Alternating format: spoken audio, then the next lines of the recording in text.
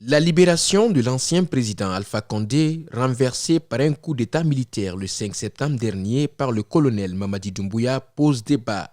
Cette libération à moins de 72 heures de la date fatidique du 25 avril, délai de rigueur imposé par la CEDEAO à la junte pour produire un calendrier consensuel en vue d'un retour à l'ordre constitutionnel, en est tout de même un autre débat. C'est du moins l'avis des analystes et éditorialistes. On peut tirer deux enseignements majeurs.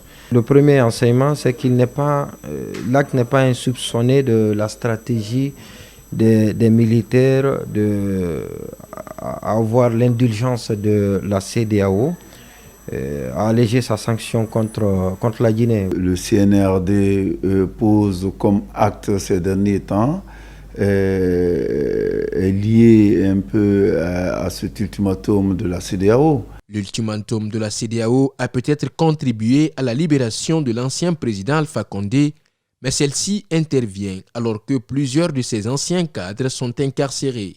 À peine libre, Alpha Condé a eu ce dimanche ses premières audiences avec des cadres du RPG Arc-en-Ciel et alliés. Au sein du RPG, il y a des gens qui acceptent que Kassory tienne les rênes du parti jusqu'au Congrès, et il y a d'autres non. Alpha Condé est arrivé et a désormais pris la place qui lui est réservée de droit dans le parti. Alpha Condé, au cours de cette rencontre, aurait laissé croire qu'il n'était pas informé de la convention qui a désigné le comité exécutif provisoire.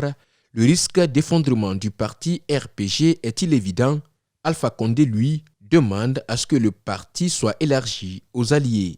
Sa libération ne peut suffire à elle seule pour éviter au CNRD une sanction, laisse-t-on entendre.